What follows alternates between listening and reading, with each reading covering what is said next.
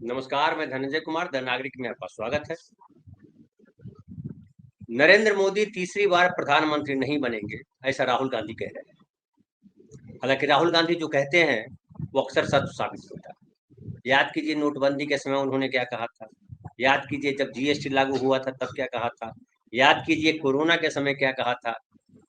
तो जब भी बोलते हैं वो सच होता है, और सच इसलिए होता है कि उनका बोलने के पीछे जो है एक आकलन केवल नहीं होता है, मौखिक कुछ मुंह जबानी मुंह में आया बोल देते नहीं, बल्कि उनके पीछे एक रिसर्च वर्क होता है, एक समझदारी होती है, एक उसका धरातल होता है। तो पहली बार राहुल गांधी ने अब कहा है कि नरेंद्र मोदी तीसरी बार प्रधानमंत्री नहीं बनने जा रहे हैं, और ये मेरी गारंटी ले लो। तो जाहिर है जब ये कह रहे हैं तो इंटरनल सर्वे कुछ आया होगा। और ये इस बात से भी पता चलता है कि जिस तरह से नरेंद्र मोदी पहले ही चरण के चुनाव के बाद मंगलसूत्र भैंस और पता नहीं क्या क्या बोलने लगे। 10 साल आप प्रधानमंत्री रहे, आप अपने कार्यक्रम पे कुछ नहीं बोल रहे हैं, क्या करेंगे क्या किया है, आपको इस पे बात करनी चाहिए, क्योंकि आप सत्ता में रहे 10 साल। इतने उम्मीदों के साथ जनता ने आपको लाया था, आपने खुद उम्मीदें भरी थी, अच्छे दिन आएंगे, 2 करोड़ युवाओं को हर साल रोजगार देंगे, किसानों की आय दुगनी करेंगे। क्या क्या कहा था आप। लाल लाल आंखें दिखाएंगे भी, याद है हमको भी। 15 लाख रुपया सबके घर में आएंगे, काला धन खत्म कर देंगे, भ्रष्टाचार मिटा देंगे, ये सब वादे किए थे। लेकिन आज इन वादों पर प्रधानमंत्री नरेंद्र मोदी बात भी नहीं कर पा रहे। और हद तो ये हो गई कि जिस अडानी अंबानी को लेकर के बार बार राहुल गांधी नरेंद्र मोदी पर आरोप लगाते थे, संसद में भी ये बात कही, और आपको याद होगा संसद में उनके पूरे भाषण को स्पंज कर दिया गया, हटा दिया गया कि आप जो अडानी के साथ कैसे नरेंद्र मोदी के रिश्ते को जोड़ रहे हैं। फिर उनकी संसद सदस्यता चली गई, फिर सुप्रीम कोर्ट की वजह से बहाल हुई, और अब वही प्रधानमंत्री कह रहे हैं कि अडानी अंबानी का काला धन टेम्पो से आ रहा। अब बतलाइए, प्रधानमंत्री इस तरह की भाषा बोलेगा? प्रधानमंत्री को तो सब कुछ पता रहता है, हमको आपको बहुत सारी चीजें पता नहीं हो सकती, लेकिन प्रधानमंत्री के पास तो हर खबर है। कौन सी खबर बाहर जानी है, कौन सी खबर नहीं जानी है, कौन सी खबर कब जानी है, सब प्रधानमंत्री को पता रहता है, क्योंकि प्रधानमंत्री के पास एक बड़ा सा दफ्तर है, पूरी एजेंसियां हैं देश भर की, इंटरनेशनल एजेंसियां हैं जो हर बात की खबर रखती हैं, हर बात की खबर देती हैं, कहाँ क्या हो रहा है, किस देश में क्या चल रहा है, देश के किस हिस्से में क्या चल रहा है। पीएमओ है, प्रधानमंत्री ऑफिस है वो। तो ये तमाम चीजें होने के बाद भी अगर प्रधानमंत्री इस तरह की बात करते हैं तो चिंता होने लगती है। प्रधानमंत्री ऐसा क्यों बोल रहे हैं? क्या उनको लग रहा है कि देश के सारे लोग जो उनके कोर वोटर कहलाते हैं, या कहिए अंधभक्त लोग कहते हैं, उन्हीं के जैसे सब हैं? ऐसा नहीं। और केवल कोर वोटर से कोई सत्ता में नहीं आ सकता। आरएसएस कितना भी बड़ा संगठन, आरएसएस अगर इतना बड़ा संगठन होता कि केवल उनके वोटर से सत्ता बदलती, तो फिर लाल कृष्ण आडवाणी प्रधानमंत्री होते, नरेंद्र मोदी तीसरी बार प्रधानमंत्री बन जाते। लेकिन सत्ता बदलती है, सत्ता बनती है फ्लोटिंग वोटर, जो 5 से 10% होते हैं, 15%, और जो 5 से 15% जो वोटर हैं वो सब दिखाई पड़ रहा है कि नरेंद्र मोदी से चिढ़े हुए। नरेंद्र मोदी मुद्दे पर बात नहीं करते, नरेंद्र मोदी गप कर रहे हैं कि अब भी वो जो है विपक्ष पे आरोप लगा रहे हैं, उल्टे पुल्टे आरोप लगा रहे हैं, अनावश्यक शंकाएं गढ़ रहे हैं। इसलिए आज हम इसी पर चर्चा करेंगे कि क्या इस बात के संकेत आम लोगों के बीच भी आ गए हैं कि प्रधानमंत्री नहीं बनने वाले नरेंद्र मोदी, और नरेंद्र मोदी अगर प्रधानमंत्री नहीं बनेंगे तो कौन बनेगा प्रधानमंत्री? क्या वाकई उनकी सत्ता जा रही है? क्या इस बार बहुमत नहीं मिलने वाला है नरेंद्र मोदी की सरकार को, या कहिए नरेंद्र मोदी जी को या बीजेपी को? राहुल गांधी तो कह रहे हैं कि 180 सीट मुश्किल से आएंगे। क्या ये सच है? आज इन्हीं सब मसलों पर बात करेंगे और उसकी जमीन तलाशेंगे कि किस आधार पर आखिर ऐसा कहा जा रहा है। हमारे साथ फिलहाल 2 वरिष्ठ साथी हैं। हमारे साथ हैं उत्तर प्रदेश से सुरेंद्र दुबे जी, नमस्कार। और हमारे साथ है हेमंत कुमार जी पटना से। हेमंत भाई नमस्कार, आप दोनों का स्वागत है। और हमारे साथ ढेर सारे जो दर्शक साथी हैं, आप लोगों का भी स्वागत, आप लोगों को नमस्कार। आपके पास आने से पहले हेमंत जी एक छोटा सा वीडियो मैं दिखाता हूँ तेजस्वी यादव का, ये देखिए।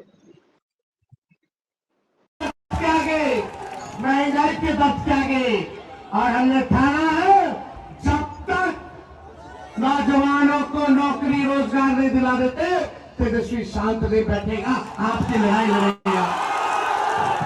सबको साथ लेके चलेंगे, उजियारपुर के लोगों की को सभा साथ का लेके चलेंगे, हर वर्ग के लोगों को साथ लेके चलेंगे, ये हर भीड़ धर्म के देखने के लोगों लिए को देख साथ लेके चलेंगे। हम कलम बांटेंगे, लेकिन यहाँ का सांसद और भाजपा के लोग तलवार बांटने का काम करते हैं, समाज को बांटने का काम करते हैं। प्रधानमंत्री जी क्या बोल रहे? अरे प्रधानमंत्री जी बोलिए। एक और हम दिखाते हैं, नंदुरबार, महाराष्ट्र में एक जगह है नंदुरबार, वहां का छोटा सा एक वीडियो। ये प्रियंका गांधी की वहां सभा हुई है, वहां की भीड़ देखिए, जन सैलाब। महाराष्ट्र में गर्मी बहुत होती है।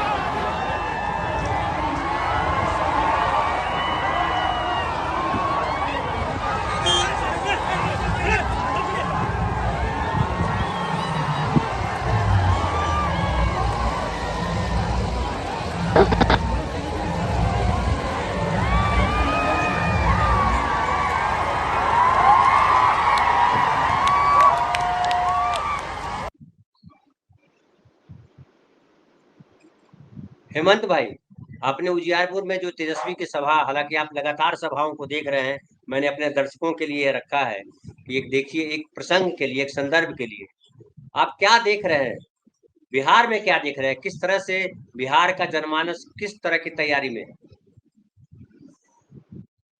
धन्यवाद धनंजय भाई। आपसे लंबे समय से चर्चा होती रही है। अब मुझे लगता है कि शायद 1 साल हो गया होगा आपके साथ जुड़े हुए मेरा, और मैं बहुत पहले से ये कह रहा था कि इस देश में इस बार का चुनाव जो है वो जनता को लड़ना है, जनता लड़ेगी चुनाव। और ये जो दृश्य है महाराष्ट्र में, बिहार में, वो बता रहा है कि जनता ही चुनाव लड़ रही है। क्योंकि लोग जो कह रहे थे कि बहुत शांति है, लग रहा है जैसे कोई तूफान आने वाला है, उसके पहले की शांति दिखाई दे रही है। बिल्कुल वैसा ही कुछ नजारा दिख रहा है, क्योंकि विपक्ष अपने अलग अलग कारणों से बहुत इस चुनाव को गति नहीं दे पा रहा था। लेकिन शायद जनता ने मन ही मन ये ठान लिया था कि चलो इस बार हम लोग ये जिम्मेवारी निभाएंगे। और जब 74 का आंदोलन हुआ था, 77 में जब चुनाव हुआ था, तो उस समय मैं तो छोटा था, लेकिन बहुत सारी यादें, बहुत सारी चीजें मुझे याद है। तो जनता, मुझे लगता है कि इस बार जनता ने ठान लिया है। और जो ये कॉन्फिडेंस जो आया है राहुल गांधी के भीतर, और मुझे वो आज मैंने मेरे सामने जब अखबार आया तो अगल बगल में मोदी जी की खबर थी और राहुल की खबर थी, और वो खबर, मोदी जी की खबर की हेडिंग थी, हिंदू विरोधी कांग्रेस को देश की फिक्र नहीं। और राहुल की खबर बगल में लगी हुई है बिल्कुल समानांतर, ये मेरी गारंटी, अब मोदी पीएम नहीं बनेंगे। और इसमें जो तस्वीर लगी है, उस तस्वीर को जब आप देखेंगे तो कोई भी लोकतंत्र पसंद व्यक्ति, कोई जो इस देश की से प्यार करता है, वो उसको लगेगा कि शायद कुछ होने वाला है। उस तस्वीर में राहुल गांधी के चेहरे पर जो भाव है, जो कॉन्फिडेंस लेवल है, मुझे लगता है कि कोई जो फेस रीडर जो कोई होगा वो उसको पढ़ सकता है कि कितना मजबूत कॉन्फिडेंस उसमें लगा है। इस दो शब्द में साफ साफ सुनाई दे रहा है कि बदलाव सामने, दीवार पर जो लिखी इबारत है कि बदलाव होने वाला है। तो ये कुछ जो हुआ है, ये इसलिए हुआ है कि इस देश में 10 साल पहले जो सत्ता बदली, नरेंद्र मोदी जी देश के प्रधानमंत्री बनकर के आए, और उन्होंने इस देश को जो ख्वाब दिखाए, वो तमाम ख्वाब इन 10 सालों में जमींदोज हो गए। और आप समझिए कि इस देश के लोग कैसे अपने आप को ठगा हुआ महसूस करते हैं। एक व्यक्ति जो लगातार 23 सालों से सत्ता सुख भोग रहा है, 13 साल मुख्यमंत्री गुजरात का, 10 साल हिंदुस्तान का प्रधानमंत्री, और वह बार बार अपनी गरीबी का रोना रोता है, लेकिन वह अपने लिबास में और अपने पहनावे में, वह अपने प्रेजेंस में, वह सिर्फ अहंकारी दिखता है। कहीं से कोई गरीबी झलकती नहीं है, सिर्फ गरीबी शब्द उनके मुंह से निकलता है। और इस देश के गरीबों के लिए कितना उन्होंने किया है, जब ये कहा जाता है कि इन्होंने इस देश में सिर्फ अरबपति बनाए हैं, गरीबों को तो कंगाली के कगार पर खड़ा कर दिया है, आम लोगों को कंगाली के कगार पर खड़ा कर दिया है। तो ये जो पूरा नैरेटिव सेट हुआ है, जो हम लोग पहले से कह रहे थे कि चुनाव में नैरेटिव काम करता है कि आप अगर चीजों को सामने लेकर के आते हैं, कभी कभी फर्जी नैरेटिव भी चल जाता है, लेकिन इस बार फर्जी नैरेटिव चलने वाला नहीं है। इसलिए मोदी जी को बिल्कुल जिला छाप, सड़क छाप नेता की तरह बात करनी पड़ रही है। हिंदू विरोधी कांग्रेस, क्या मतलब है इसका? कब से कांग्रेस हिंदू विरोधी हो गई? मंगलसूत्र ले जाएंगे, भैंस खोल कर ले जाएंगे, तमाम तरह की बातें। पूरा प्रधानमंत्री के पद को, उसकी गरिमा को इन्होंने हास्यास्पद बना दिया है। तो ये जो नौकरी का सवाल, महंगाई का सवाल, देश में स्वार्थ का सवाल, संविधान और लोकतंत्र का सवाल, ये सवाल अब जनता के बीच में चला गया हुआ। मैं कल रात संसदीय क्षेत्र के एक इलाके में अपने पंचायत के मोहल्ले, जहां इस क्षेत्र के उम्मीदवार आए हुए थे इंडिया अलायंस के, मैं देखने गया था उस सभा को। 1:30 बजे वो आए और उनको सुनने के लिए उस समय भी 100 से अधिक लोग थे, बच्चे भी थे वहां पर, और लगभग 2 बजे 2:30 बजे वह सभा खत्म हुई। तो आप समझ सकते हैं कि लोगों में क्या जज्बा दिखाई दे रहा है। और ये जो सवाल जो है, ये जो नैरेटिव बन रहा है, उसने काफी लोगों को उद्वेलित किया है कि इस देश में वाकई संविधान और लोकतंत्र जो है वो खतरे में है। लोगों से संवाद ये किया जा रहा था कि आप इसको इस रूप में समझ लीजिए, लोकतंत्र और संविधान को, कि अगर आपके बीच में कोई नेता आपसे वोट मांगने आता है तो इसलिए आता है कि संविधान ने आपको यह ताकत दी है कि आपके वोट से ही कोई नेता संसद पहुंचेगा, विधानसभा पहुंचेगा, कोई प्रधानमंत्री बनेगा। तो ये जो नैरेटिव है, ये नैरेटिव नीचे तक चला गया हो। इसके काट में, इसके बचाव में मोदी जी बस मुसलमान भारत पाकिस्तान, हिंदू खतरे में है, यही सब रट रहे हैं। ये एक बताता है कि उनके पास अपने बचाव में कहने के लिए कुछ नहीं है। और यही सब, जब आप अपने बचाव में कुछ नहीं कह पाते हैं तो आप माना जाता है कि आप अपना गुनाह कबूल कर रहे हैं और अपनी पराजय भी स्वीकार कर रहे हैं। यही वजह है कि राहुल गांधी का कॉन्फिडेंस इस लेवल पर गया हुआ है। और मैं बिहार में हूं, और बिहार में जिन सीटों पर चुनाव होने जा रहा है, उन सीटों से जो खबरें आ रही है, जो ग्राउंड रिपोर्ट है, उससे साफ साफ दिखाई दे रहा है कि इन 5 सीटों पर वापसी एनडीए अलायंस के नेताओं की, उनके सांसदों की होना बहुत ही मुश्किल दिख रहा है। कोई चमत्कार भी लगता है कि इनको बचा नहीं पाए। तो कॉन्फिडेंस लेवल जो आप जो कह रहे थे कि उनका इंटरनल सर्वे, निश्चित रूप से वो देश का नब्ज पहचान रहे हैं, उसको पढ़ रहे हैं, और यही उनके कॉन्फिडेंस को ऊपर ले जा रहा है। और ये जाहिर सी बात है कि जब आप नैरेटिव जो लेकर के गए हैं पूरे जनता के बीच में, वो नैरेटिव जनता ने उसको कबूल किया है कि वाकई इस देश के सामने, इस देश को बनाने संवारने के लिए जितनी मेहनत की हमारे पुरखों ने, उसको कैसे चिंदी चिंदी उसको किया जा रहा है, और इसको बचाना जरूरी है। तो ये जो नैरेटिव सेट हुआ है, उस नैरेटिव को जनता ने कबूल कर लिया है, और ये मोदी जी के लिए ये चिंता का विषय है, और राहुल गांधी के लिए उनका कॉन्फिडेंस, उनका आत्मविश्वास बढ़ाने का विषय है। जी सुरेंद्र भाई साहब, आप तो जन्म से भी ब्राह्मण हैं, विद्या जिस तरह से अर्जित की है उसमें भी ब्राह्मण है, पत्रकारिता का काम करते हैं आप। और हिंदू के लिए तो कहा जाता है कि हिंदुओं में श्रेष्ठ ब्राह्मण है। हम माने ना माने, लेकिन ऐसा कहा जाता, आप भी नहीं मानते होंगे ये कि कौन श्रेष्ठ है। श्रेष्ठ वो है जो बढ़िया मनुष्य है, अच्छा इंसान है। क्या आपको लगता है कि हिंदू वाकई खतरे में है या था? नहीं, देखिए, खतरे, एक बड़ी हास्यास्पद बात थी कि एक तरफ ये कहते हैं सनातन, अगर सनातन की बात की जाती तो ये कहा जाता है सनातन धर्म, और सनातन धर्म मतलब जो आदिकाल से चला आ रहा है। हिंदू शब्द बाद में आया, फिर उसमें हिंदू धर्म की व्याख्या होने लग गई। ना वो खतरे में है, लेकिन उसको खतरे में दिखाया जा रहा है। और एक बात आप समझिए कि ऐसे अभी मूढ़ बुद्धि वाले लोग हैं जिनको ये बात समझ में आ रही है थोड़ा बहुत कि ये हिंदू के कम बच्चे नहीं, पैदा हो रहे हैं, तो मुसलमानों भाई के साहब ज्यादा। जो है कोई आर्थिक सलाहकार हैं, उन्होंने एक ला के सर्वे दे दिया और कहा कि हिंदुओं के प्रतिशत घट रहे हैं, मुसलमानों के बढ़ रहे हैं। कहाँ से ले आए वो? जबकि बिहार में जो सर्वे हुए हाँ उसमें ये आया कि दोनों धर्मों के लोगों की संख्या घट रही है, जो प्रजनन हाँ, क्षमता है वो दोनों की कम हो रही है। जी देखिए वहाँ जो आर्थिक सलाहकार परिषद थी उसने आर्थिक पहलू पर कोई काम नहीं किया, लेकिन आर्थिक पहलू ये है कि जो हमारी प्रजनन दर घटी है देश में, चाहे हिंदू मुसलमान सिख ईसाई कोई भी हो, वो आर्थिक परिस्थितियों से घटी।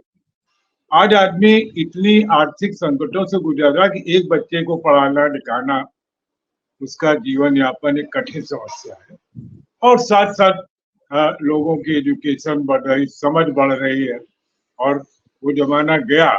अब तो कोई ये मतलब आशीर्वाद भी नहीं देता कि दूधो नहाओ पूतो फलो, वरना उसको लोग घर से निकाल दें कि दूधो नहाओ तो ये तो दूध भी वेस्ट हो रहा है और पूतो फलो तो अब मेरा पूरा काम लगाए दे रहे हैं। मैं दूसरी बात पे आता हूँ जिस पर आपका टैग है कि मोदी का पीएम बने रहना हुआ मुश्किल। आज मैंने सुबह सुबह अखबार पढ़ा तो महाराष्ट्र की एक सभा में प्रधानमंत्री ने कहा कि ये नकली शिवसेना वाले मुझे जमीन में गाड़ देना चाहते हैं। तो मुझे लगा कि प्रधानमंत्री आज एक पायदान और नीचे चले गए और इन्हीं पायदानों से शायद राहुल गांधी ये असेसमेंट कर रहे हैं कि ये अब नहीं आने वाले। क्योंकि ये बात तो समझ में हारने वाले की ये है भाषा कि हमको मार देंगे, हमको कर देंगे। भाई उन्होंने भैंस देख लिया, मंगलसूत्र देख लिया, हिंदू मुस्लिम ले आए, जनसंख्या देख ली, और कोई भी इशू पर वो 2 दिन टिकते नहीं है क्योंकि उनको खुद शाम तक समझ में आ जाता है कि गुरु ये जो हमने किया ये चलेगा नहीं, तो कोई नया खिलौना ले आते। तो जैसे मदारी के झोले में बहुत से वो रहते हैं खिलौने जिनकी हैंड ट्रिक्स, हाँ उनको हैंड ट्रिक्स उसको मालूम होती है, और जब जो लोग जान जाते हैं कि जादू नहीं कर रहा, हैंड ट्रिक्स है इसकी, फिर मदारी खेल खत्म हो जाता है। तो इस समय देश में लोगों को पता चल गया कि हैंड ट्रिक्स है, ये कोई जादू नहीं है। और जिस कॉन्फिडेंस है, क्योंकि राहुल गांधी इस ढंग की बात करते नहीं, पिछले 3 दिन से जिस कॉन्फिडेंस से कह रहे हैं राहुल गांधी कि मैं लिख के दे सकता हूँ ये प्रधानमंत्री नहीं बनने वाले, बीजेपी सत्ता में नहीं आने वाली।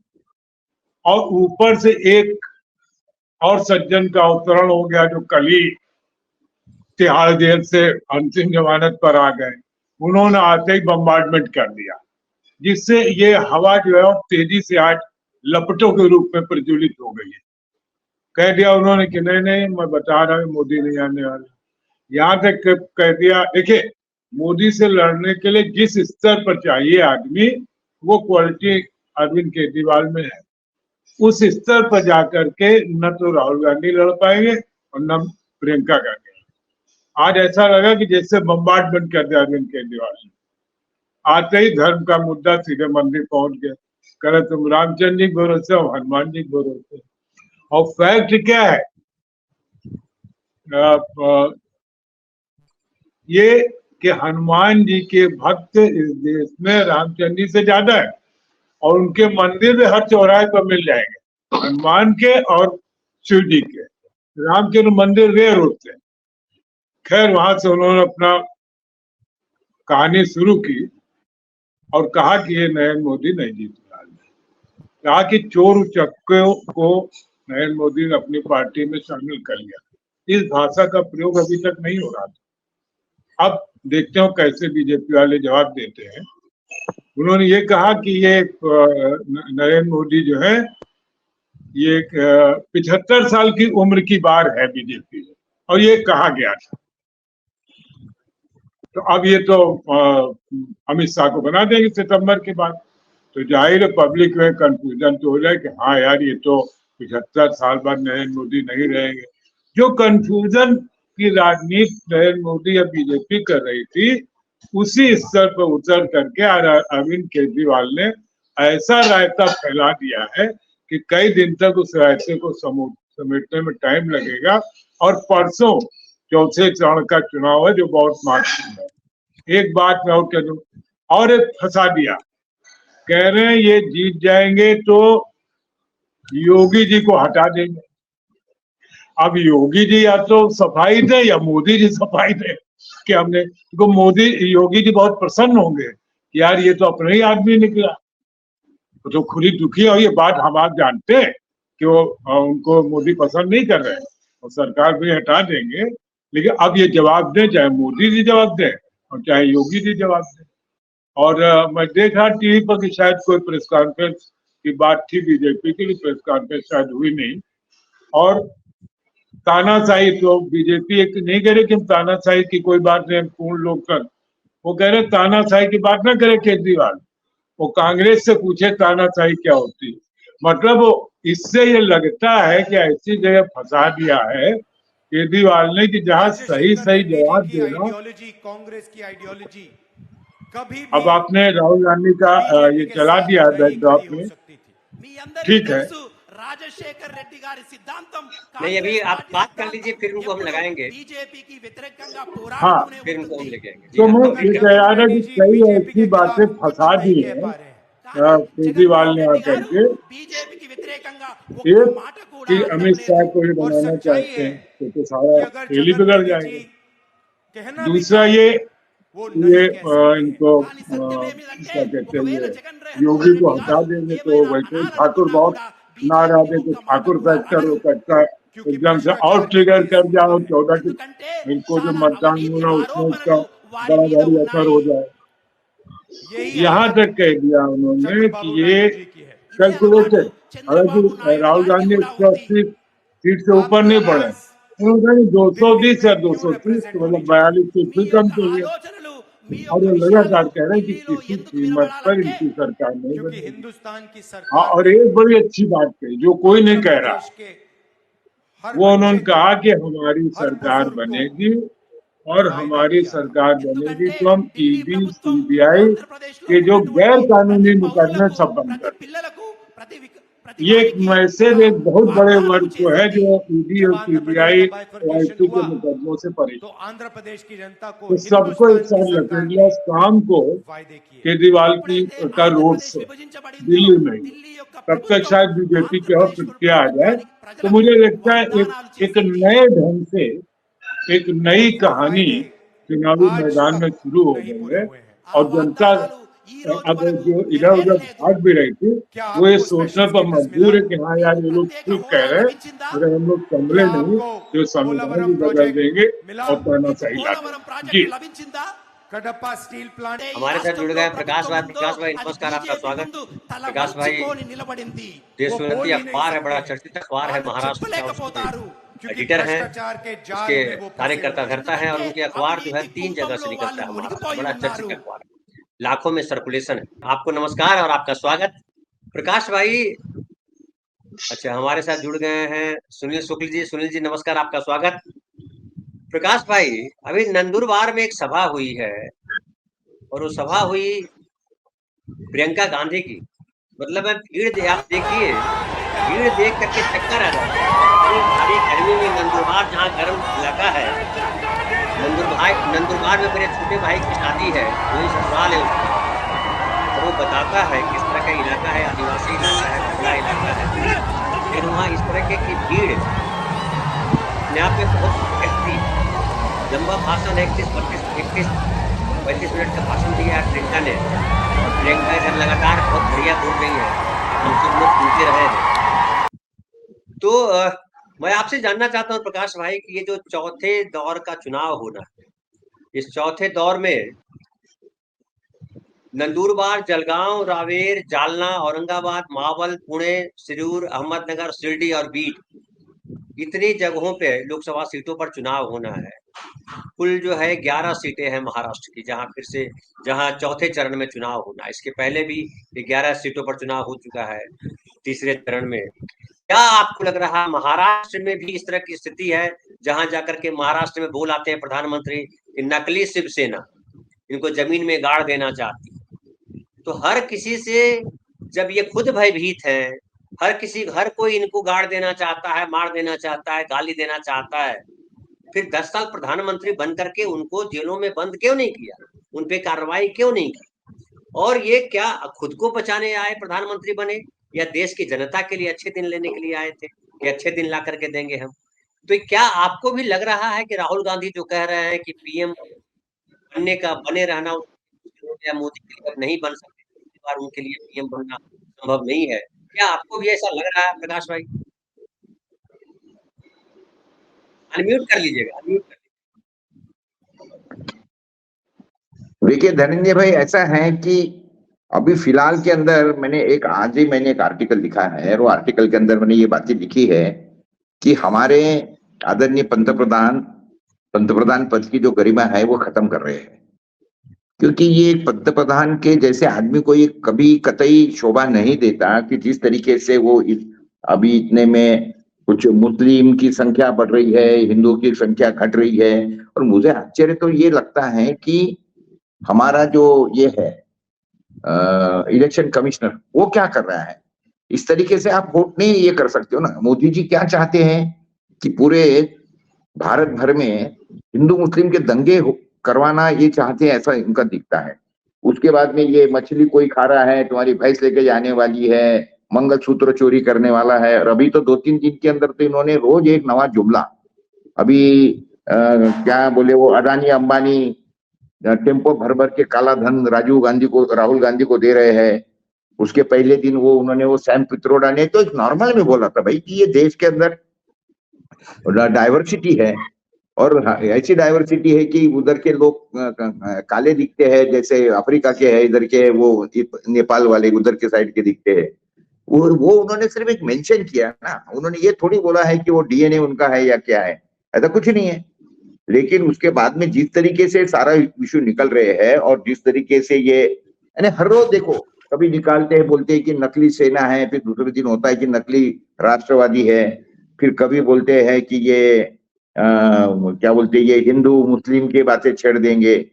अभी मुझे ये बोलना है कि हालांकि इसमें थोड़ा दोष विपक्ष का भी है।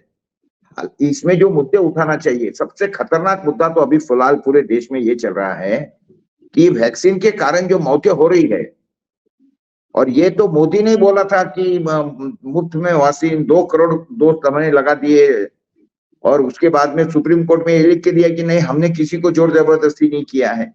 और लोग मर रहे हैं, इधर लाखों करोड़ लोग मर रहे हैं, और पूरे दुनिया भर में, पूरे दुनिया के देशों में ये सारा मामला निकला है। और खास करके ये जो एस्ट्राजेनेका जो ये है वैक्सीन है एस्ट्राजेनेका की, जो सीरम इंस्टीट्यूट ने बनाई है, उसके कारण सबसे ज्यादा ये हो रहा है। अच्छा, उसके बाद में कंपनी ने खुद भी माना है कि भाई हाँ, हमारे वैक्सीन के कारण ऐसे ऐसे क्या बोलते उसको प्रॉब्लम हो रहे हैं।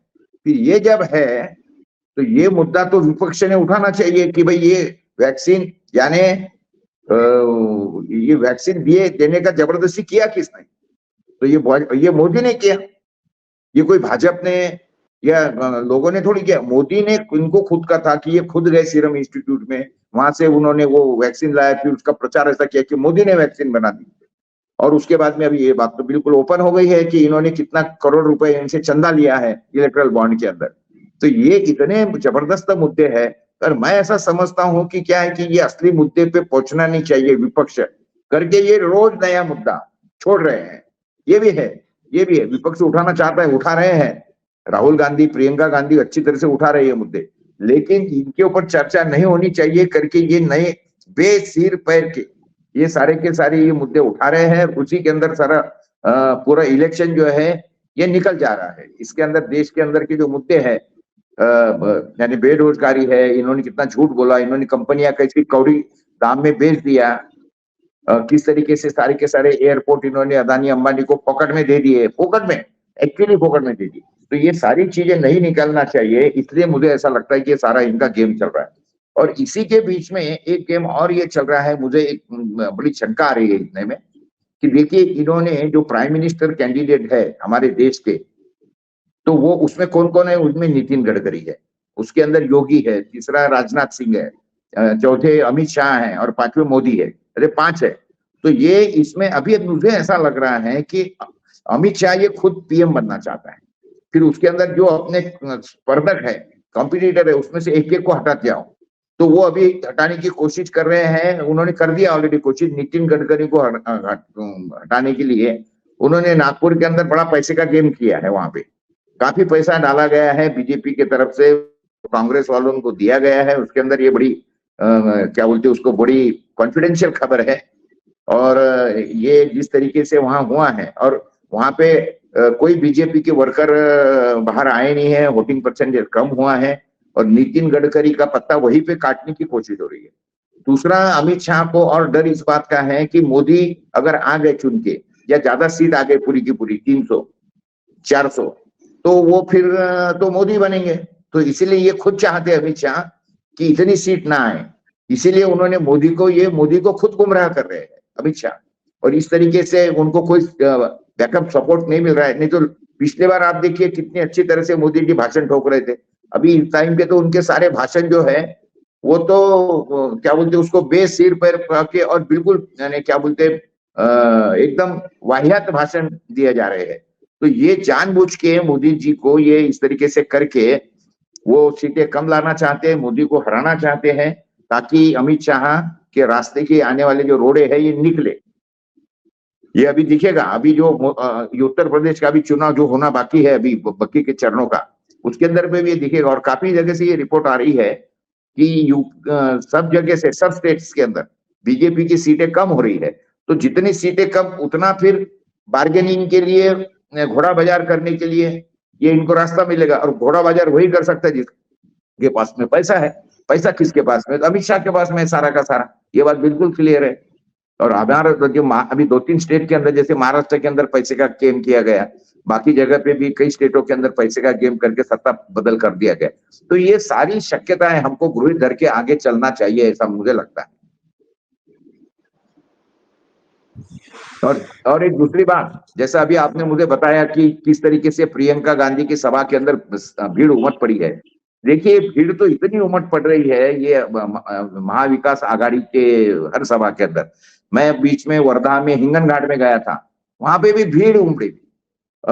राहुल गांधी की सभा थी अमरावती कॉन्स्टिट्यूशन में, परतवाड़ा करके गांव में, 2-2, 3-3 लाख लोग।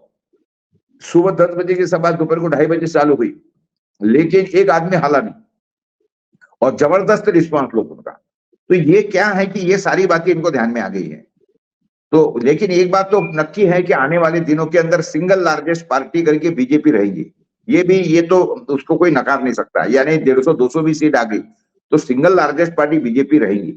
तो वो हिसाब से सारे गेम अमित शाह फिट कर रहे हैं, ऐसा मेरा एक अंदाज है। मैं आता हूँ सुनील जी आपके पास। क्या आपको लग रहा है, क्योंकि उत्तर प्रदेश में फिर चौथे दौर का चुनाव में उत्तर प्रदेश में कुछ 11 सीटों पर जो है, उत्तर प्रदेश में 13 सीटों पर चुनाव है, और वो सीटें हैं शाहजहांपुर, फेरी, दौरा, सीतापुर, हरदोई, मिश्रिख, उन्नाव, फर्रुखाबाद, इटावा, कन्नौज, कानपुर, अकबरपुर और बहराइच। कन्नौज में जो सभा हुई उसमें राहुल गांधी और अखिलेश दोनों थे, संजय सिंह भी थे। क्या आपको लग रहा है कि जो राहुल गांधी कह रहे हैं कि पीएम बने रहना मुश्किल होगा अब, और अब तीसरी बार नरेंद्र मोदी प्रधानमंत्री नहीं बनेंगे, और एक और जो है केजरीवाल जी ने कह दिया है कि अगर तीसरी बार प्रधानमंत्री बने नरेंद्र मोदी जी तो आदित्यनाथ जो है वो मुख्यमंत्री नहीं रहेंगे। क्या लगता है, क्या असर पड़ेगा इसका उत्तर प्रदेश के चुनाव में? धन्यवाद धनंजय जी। जिन 13 सीटों पर उत्तर प्रदेश में चुनाव होने जा रहा है वो सभी सीटें 2019 में बीजेपी के पास है, लेकिन ये 2009 में ये कोई भी सीट उनके पास नहीं थी। अधिकांश सीटों पर बीजेपी हार गई थी 2009 में। 2014 इसमें से अधिकांश सीटें 2014 में भी जीती थी। 2009 के पहले भारतीय जनता पार्टी कुछ सीटों पर या अधिकांश सीटों पर 1998-99 में चुनाव जीती। उसके बाद 2014 तक से खाता नहीं खुला, और उसके पहले 298 के पहले अगर आप जाइए 1998 के पहले, तो केवल 3 संसदीय क्षेत्र ऐसी रही हैं जहां जनसंघ भी चुनाव जीत चुकी है, जिसमें बहराइच शामिल है और शाहजहांपुर भी शामिल है। भारतीय जनता पार्टी बिना किसी लहर के अपने राजनीतिक कार्यक्रमों से इन सीटों पर कभी चुनाव नहीं जीती है। 2014 में एक बदलाव की लहर थी, तो यूपीए सरकार के खिलाफ लोगों में एक आक्रोश था। प्रधानमंत्री जी या भारतीय जनता पार्टी ने अच्छे दिन के आश्वासन दिए थे। 2014 में जनसमर्थन मिला और व्यापक जनसमर्थन मिला। 14 की 14 सीटें, यहां तक कि कन्नौज जो मुलायम सिंह यादव जी की परंपरागत सीट रही है, बड़ी मेहनत से उन्होंने इस सीट को बनाया था, उस सीट पर भी बीजेपी समाजवादी पार्टी हार गई। हालांकि हार जीत का अंतर बहुत कम है, 1% वोट से भी कम है, लेकिन जीत जीत होती है, हार हार होती है। डिम्पल यादव वहां चुनाव हार गई थी। हालांकि उसके पहले जो एक उपचुनाव हुआ था उसमें वो निर्विरोध चुनी गई थी। तो एक स्थिति है वो। अब हालत है कि इन 13 सीटों पर कोई ऐसी सीट नहीं है, किसी एक सीट का आप नाम नहीं ले सकते जहां भारतीय जनता पार्टी बहुत कंफर्टेबल है। आप देख लीजिए कि देश के अन्य राज्यों में पे जहां पे भारतीय इस समय चुनाव चल रहा है, भारतीय जनता पार्टी ने अपने उम्मीदवारों को बदलने में बहुत व्यापक पैमाने पर परिवर्तन किया, बहुत जम के परिवर्तन किया। उत्तर प्रदेश में यह नहीं हो पाया। माने अधिकांश सीटों पर जो 2019 में जीते हुए उम्मीदवार हैं वही मैदान में। बदले गए कौन सी सीट है? कानपुर, जो भारतीय जनता पार्टी के लिए बहुत सुरक्षित सीट मानी जाती है।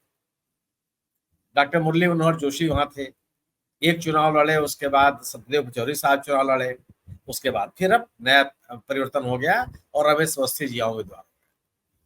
इसके अलावा कोई सीट नहीं है।